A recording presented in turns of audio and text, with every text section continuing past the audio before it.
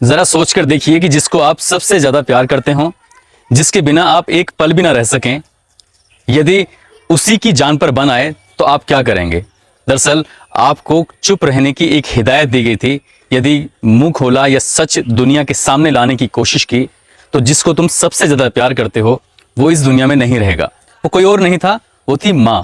अपनी माँ को बचाने के लिए उसने एक दो नहीं कई साल तक उस दर्द को महसूस किया, और दर्द देने वाले कोई और नहीं थे, वो थे जिन्होंने उसको गोद में खिलाया था। जब ये बात दुनिया के सामने आई तो वाकई कुछ लोगों के पैरों तले जमीन खिसक गई। यकीन नहीं हो रहा है कि कुछ लोग ऐसा भी कर सकते हैं उनके साथ, जिन्होंने पाला है, जिन्होंने पोसा है, जिन्होंने इतना कुछ किया है और इतना बड़ा दर्द दिया है।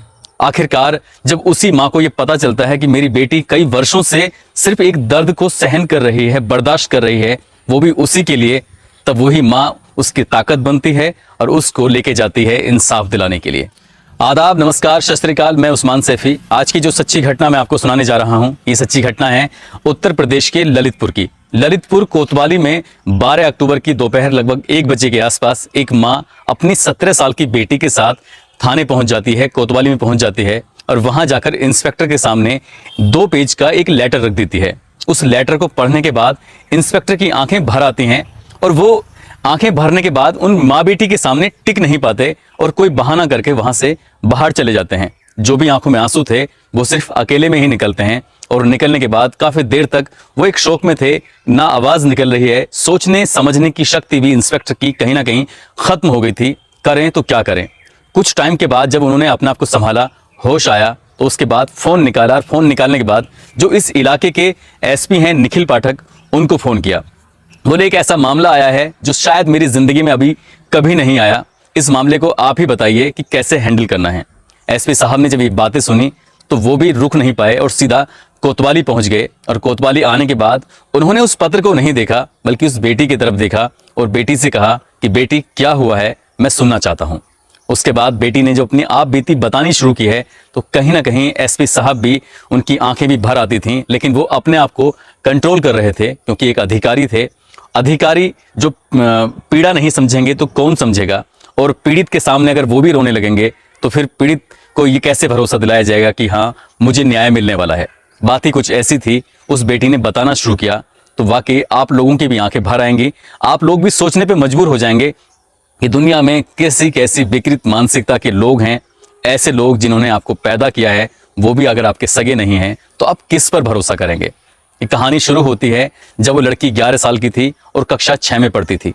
एक दिन उसके पापा ने उसको मोबाइल दिखाया, और मोबाइल दिखाने के बाद उससे कहा कि बेटी ये देखो ये वीडियो, तुम काफी मोटी हो रही हो और काफी अच्छी भी दिखने लगी हो।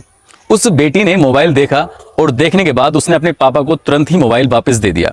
दरअसल उस मोबाइल में एक पिक्चर थी, एक फिल्म थी, जो थी ही कुछ ऐसी कि कोई सभ्य समाज का व्यक्ति, कोई सभ्य समाज की लड़की या महिला देखना ही पसंद नहीं करेगी।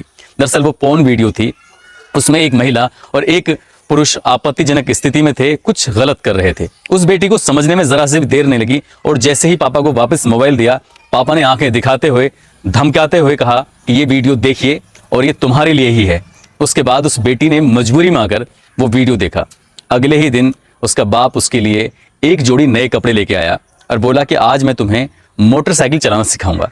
इस मोटरसाइकिल सिखाने के बहाने उसे अपने बाइक पर बिठाता है, वही नए कपड़े पहनाकर जो वो लेके आया था, और उसके बाद फिर वो उसे महेशपुरा खेतों की तरफ लेके जाता है, और वहां जाकर अपनी बेटी के साथ मुंह काला करता है। बेटी रोती रहती है, गिड़गिड़ाती रहती है, चीखती है, चिल्लाती है, सब कुछ करती है, और वो उसका बाप उसके साथ वो सब कुछ करता है जो शायद समाज, कोई भी इंसानियत इस बात की इजाजत नहीं देती कि कोई बाप अपनी बेटी के साथ ऐसा कर सकता है। बेटी दर्द से कराह रही थी, परेशान थी, रो रही थी, लेकिन बाप ने कहा अगर ये बात तुमने अपने घर जाकर माँ से बताई तो तुम्हारी माँ शायद इस दुनिया में कभी नहीं रहेगी, और उसे हमेशा हमेशा के लिए खत्म कर दिया जाएगा। जब ये बात बेटी ने सुनी तो बेटी डर गई, सहम गई, और उसके बाद इस दर्द के साथ वो अपने घर चली जाती है, और घर आने के बाद उसने कुछ भी नहीं बताया। बात यहीं खत्म नहीं होती। बेटी स्कूल जाती है। एक दिन बाप उसे स्कूल से लेने के लिए जब आता है तो आने के बाद सीधा एक दुकान पर लेके जाता है। वहां बेटी को गोलगप्पे खिलाए जाते हैं, और गोलगप्पे में था नशा। उस नशे को लेने के बाद उस बच्ची को होश नहीं था कि अब उसके साथ क्या होने वाला है। वो बेटी पहुंचती है सीधा एक होटल में, और होटल में मिलता है एक नया शख्स, और उस नए शख्स के साथ रात बिताई जाती है उसके साथ वो भी वही हैवानियत करता है, वही मुंह काला करता है जो उसके बाप ने किया था। उस बेटी को जब होश आता है तो उसके चप्पल, उसके कपड़े, उसके बैग, ये सब कुछ तितर बितर पड़ा हुआ था। उस देखकर उसने कहा, पापा मेरे साथ क्या हुआ था? तो उसके पापा ने कहा, कुछ नहीं, अब तुम्हें ये बर्दाश्त करना पड़ेगा, ये सहन करना पड़ेगा, जो हुआ है वो आगे भी होगा। यदि तुमने फिर किसी को कुछ बताने की कोशिश की या तुम्हारी जुबान खुलती है तो तुम जानती हो इसका अंजाम क्या होगा। उस बेटी को वाकई अपनी फिक्र नहीं थी, फिक्र थी तो माँ की फिक्र थी, इसलिए माँ की फिक्र के चलते उसने फिर ये दूसरे दिन भी अपना दर्द, अपनी परेशानी को सहन कर लिया, अपने सीने में दफन कर लिया। और फिर वक्त चल पड़ता है आगे और उसके बाद शुरू होती है एक सिलसिलेवार कहानी। स्कूल से आती है तो वो घर नहीं किसी होटल में जाती है, हर दिन एक नया होटल, हर दिन एक नया चेहरा। लेकिन इस बीच में उसके बाप उसके साथ अनहोनी, ये गलत हरकतें जो भी नहीं करनी थी वो करता रहता था। और शुरुआत जब वो कक्षा 6 में थी तब चलती है। अब वो 11 साल की थी, फिर 12 की होती है, 13 की होती है, 14 की होती है। दिन आगे बढ़ते चले जाते हैं। मगर जब भी वो घर वापस आती थी अपने इस सब घिनौनी वारदात होने के बाद, तो उसकी माँ हमेशा बेहोशी की हालत में मिलती थी। माँ को कुछ ऐसी नशीली दवाइयाँ, ऐसी नशीले इंजेक्शन दिए जाते थे जिससे माँ होश में नहीं रहती थी। माँ की हालत उस पर देखी नहीं जा रही थी, उधर वो अपना दर्द बर्दाश्त करते चली जा रही थी। और फिर इससे भी भयानक तब होता है जब शहर के रसूखदार लोग, जब शहर के ऐसे लोग जो बड़ी बड़ी राजनीतिक पार्टियों से जुड़े हुए थे, उनके सामने भी उस बेटी को परोसा जाने लगा। वो बेटी अब बड़े बड़े लोगों के हाथ का खिलौना बन चुकी थी। यहाँ घर के लोग भी उसकी इज्जत को तार तार कर रहे थे, घर से बाहर भी उसकी इज्जत तार तार हो रही थी। साल दर साल गुजरते चले जा रहे थे और वो इस दर्द को, इस पीड़ा को महसूस कर रही थी। धीरे धीरे वो लड़की बड़ी हो जाती है और बड़ी होने के बाद उसके साथ ऐसे ही घिनौनी हरकत होती रहती है और वो बाप उसके साथ लगातार वो गलत काम। बेटी धीरे धीरे बड़े होने लगती है, भले ही चाहे दुनिया को दिखाई दे या ना दे, लेकिन एक माँ है जो हर दर्द को, हर परेशानी को महसूस कर सकती है। माँ ने उसे बिठाया अपने पास, पुचकारा और पुचकारने के बाद उसे दुलारती रही, उससे पूछती रही कि ऐसी क्या बात है जो तुम मुझसे बताना नहीं चाहती हो। लेकिन उसने अपनी माँ को नहीं बताई। ये बात बताई तो उसने अपने भाई को बताई, भाई ने भी उसके साथ मुंह काला कर दिया। उसके बाद उसने यही बात अपने ताऊ को बताई, ताऊ ने भी उसकी मदद नहीं की बल्कि मुंह काला कर डाला। यही बात उसने अपने 3 चाचाओं को बताई, चाचाओं ने भी उसके साथ वही किया जो उसके बाप ने किया। इस संख्या बढ़ती चली जा रही थी लेकिन उस बेटी का दर्द कम नहीं हो रहा था। आखिरकार माँ ने उसे फिर बिठाया और फिर बैठाने के बाद उसे दुलारा, पुचकारा और उसे तमाम तरह की कस्में दी, माँ के दूध का वास्ता दिया, हर वो बात कही जिससे कि बेटी टूट सके। आखिरकार बेटी को टूटना पड़ा और जब बेटी ने बताया तो शायद उसके रो रो कर उसकी भी रोंगटे, मतलब आंखों से आंसू नहीं रुक रहे थे। माँ भी रोए जा रही थी और बेटी भी रोते चली जा रही थी। रोते रोते हाल खराब था और वो 12 अक्टूबर 2021 का दिन था। वो माँ अपनी बेटी को लेकर ललितपुर थाने पहुंच जाती है और वहां जाकर उसके बारे में एक एक बातें जब बताती है तो शायद वो पुलिस अधीक्षक ही नहीं, इंस्पेक्टर ही नहीं, उस कोतवाली का हर एक शख्स रोने पर मजबूर हो जाता है। मैं भी शायद इस कहानी को सुनाते सुनाते परेशानी महसूस कर रहा हूँ। वो बेटी ने इस दर्द को 6 साल महसूस किया। आप अंदाजा लगा सकते हैं कि वो कैसे इस परेशानी से बीती होगी। पुलिस ने जब उस तहरीर को फिर से पढ़ा है तो उस तहरीर में 28 नाम थे जिसमें 3 अज्ञात थे और 25 नाम ऐसे थे जो शहर के चर्चित नामों में भी शामिल थे, उसके परिवार के नाम भी शामिल थे। पुलिस ने मुकदमा दर्ज कर लिया और मुकदमा दर्ज करने के बाद 13 अक्टूबर को उस बेटी का कोर्ट में बयान होता है।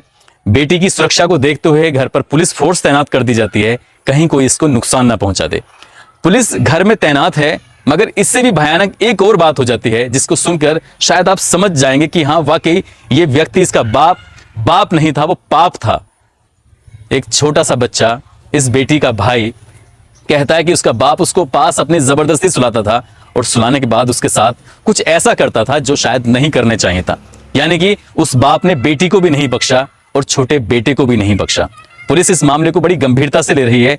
इस लड़की का मेडिकल परीक्षण भी कराया गया है, अब उस बच्चे का भी मेडिकल परीक्षण कराया जाएगा। इस मामले की जांच उच्च स्तरीय हो रही है। डीआईजी इसमें इन्वॉल्व हैं। इसमें इन्वॉल्व प्रदेश सरकार को भी होना चाहिए, मुख्यमंत्री योगी आदित्यनाथ को भी होना चाहिए। जो भी दोषी हैं उनको जल्द से जल्द कड़ी से कड़ी सजा मिलनी चाहिए। जो भी है सच वो सबके सामने आना चाहिए ताकि पता चले, एक नजीर बने कि गलत काम करने वालों के साथ गलत ही अंजाम होता है। वो बेटी अपनी माँ को बचा रही थी, लेकिन सचमुच जो बेटी को काम 6 साल के बाद किया था वो बहुत पहले कर देना चाहिए था। अपनी माँ को वही सच पहले दिन बता देना चाहिए था, तो 6 साल तक उस दर्द के साथ वो नहीं जीती और उसे इंसाफ मिलता। इंसाफ मिलेगा, हमें कानून पर पूरा भरोसा है, हमें सरकार पर पूरा भरोसा है, उस बेटी को भी पूरा भरोसा रखना चाहिए कि बहुत जल्दी ही उसको इंसाफ मिलेगा। अब यहाँ सरकार की, कोर्ट की जिम्मेदारी बनती है कि इस मामले को फास्ट ट्रैक कोर्ट में चलाया जाए और दोषियों को जल्द से जल्द, कड़ी से कड़ी सजा मिलनी चाहिए। दोस्तों, इस कहानी को सुनाने का उद्देश्य किसी को परेशान करना नहीं है, किसी का दिल दिखाना नहीं है, बल्कि आपको जागरूक करना है, आपको सचेत करना है। आप चाहे घर में हो या घर से बाहर हो, हर वक्त अलर्ट रहें और अपनी सुरक्षा भी करें और दूसरों की भी सुरक्षा करें। जय हिंद, जय भारत।